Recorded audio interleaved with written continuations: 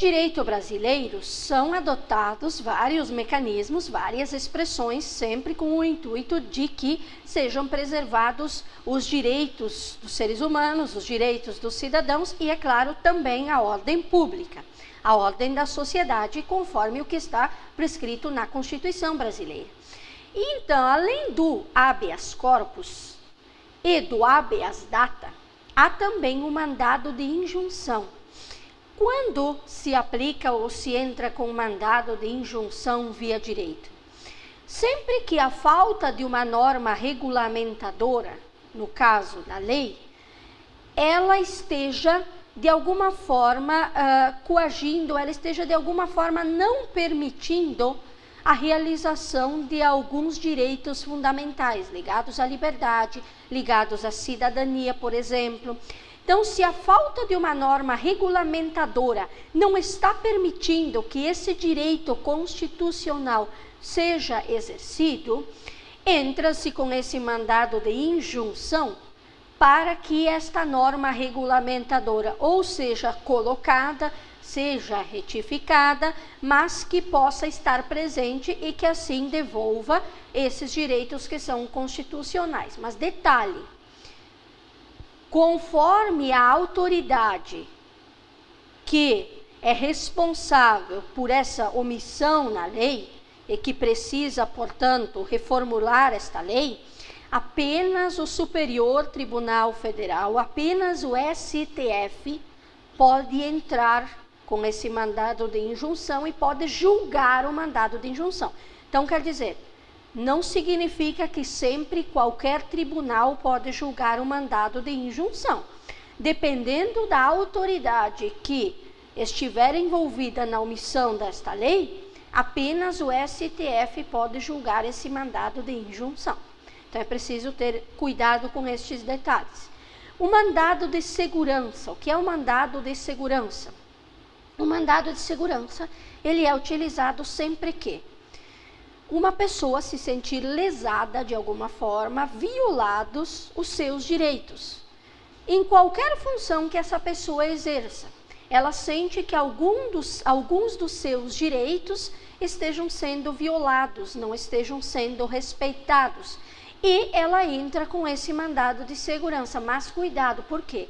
Só entra-se com o mandado de segurança quando o habeas corpus, o habeas data, ou seja, aquele habeas corpus que evita a prisão arbitrária, que exige que a pessoa seja levada perante o tribunal, ou o habeas data, de acesso aos dados, ou o mandado de injunção, no caso da falta de uma norma regulamentadora. Quando nenhum destes três sanarem esse direito que a pessoa sente estar sendo violado, aí sim o mandado de segurança, ele é importante. Aí a pessoa pede, entra via direito com esse mandado de segurança para que seja julgado esse mandado e para que este direito seja eventualmente, conforme o julgamento, reconhecido. Então é importante perceber todos estes mecanismos utilizados no direito brasileiro também para garantir a proteção dos direitos fundamentais do ser humano.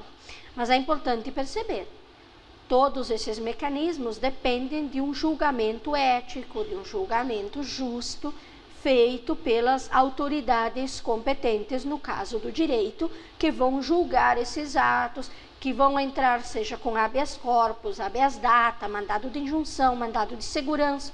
Tudo isso precisa ser muito bem analisado, a fim de que se preserve, claro, os direitos do homem e os direitos do cidadão, mas também a ordem pública, a ordem do Estado.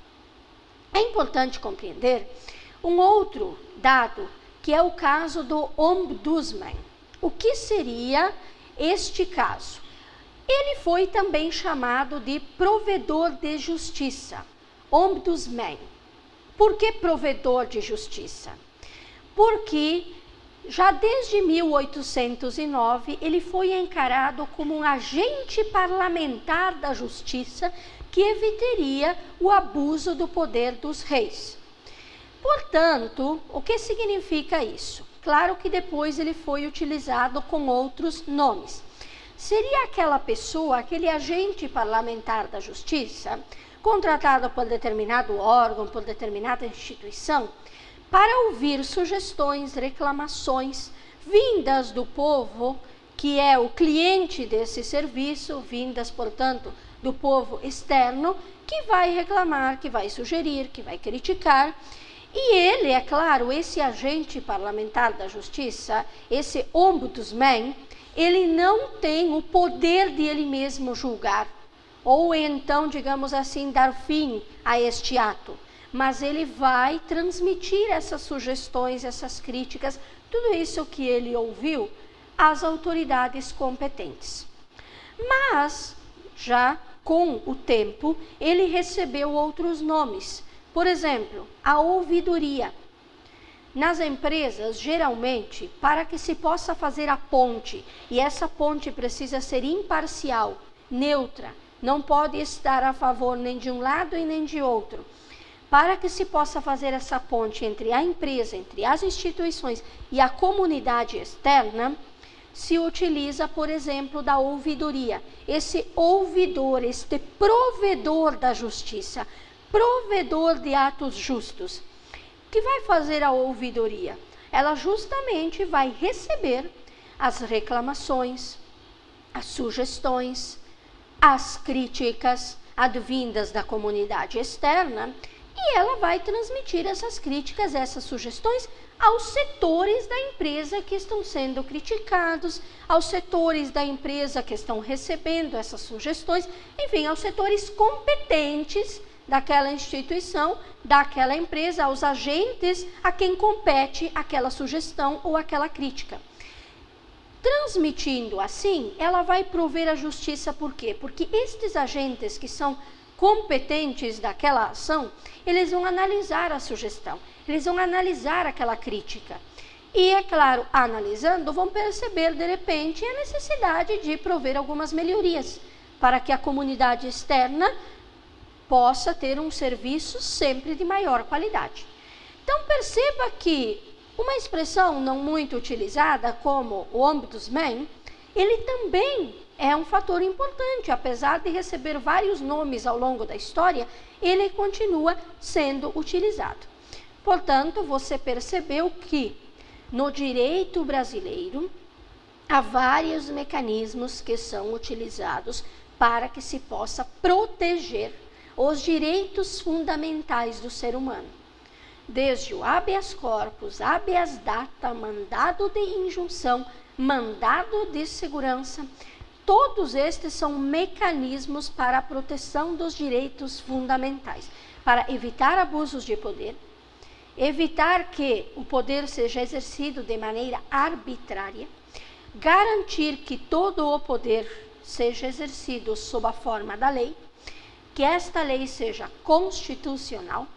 Sendo constitucional, ela possa proteger e punir a todos da mesma forma, ou seja, ela seja uma lei feita para todos, e mais do que isso, ela tenha sempre como foco central os direitos do ser humano, que esses direitos do homem e do cidadão sejam respeitados.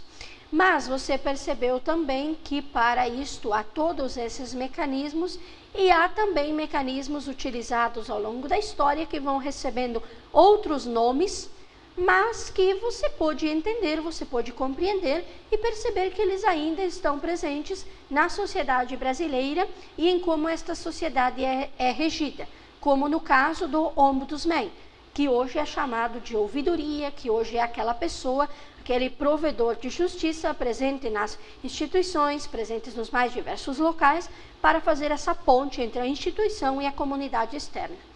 Então, tanto no modelo norte-americano, no modelo europeu, no sistema francês, no sistema inglês, no direito brasileiro, há mecanismos importantes, sempre com um foco central, que é o foco de todo o nosso curso. Que foco é este? O foco dos direitos do homem e dos direitos do cidadão.